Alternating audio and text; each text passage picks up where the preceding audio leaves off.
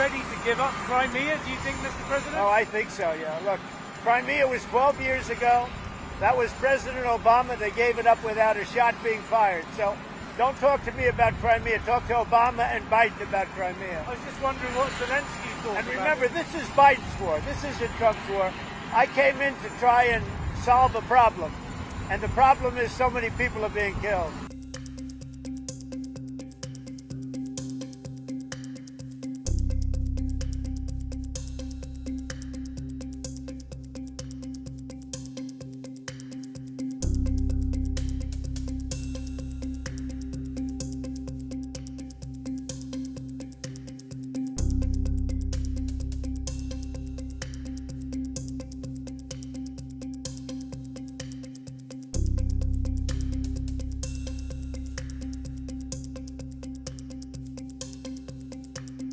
Crimea was an autonomous republic within the Ukrainian Republic, and there was a referendum held in the early 1990s.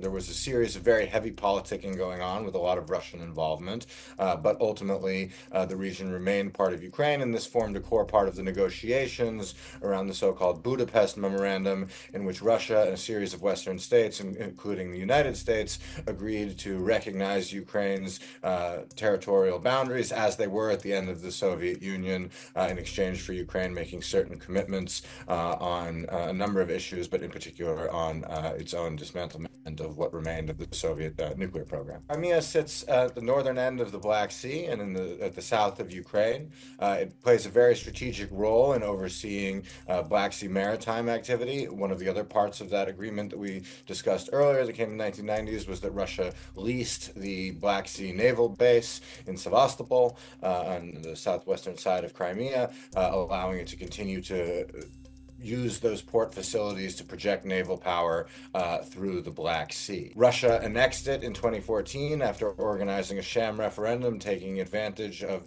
essentially the brief collapse of the Ukrainian state in the aftermath of the Maidan revolution, which Russia very heavily opposed, seeking to keep in power the Yanukovych regime that was in office before then. Yanukovych even briefly fled to Crimea before going to the rest of Russia.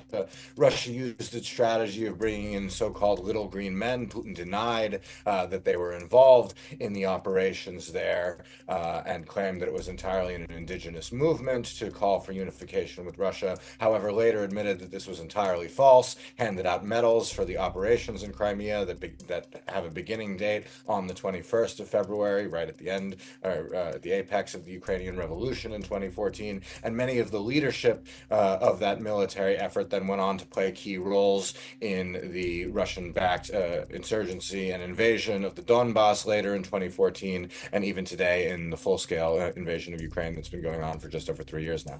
Were Trump to unilaterally recognize Crimea as Russian territory right now, he would be immediately giving up perhaps the most important negotiating card in all of these discussions, seemingly for nothing in return.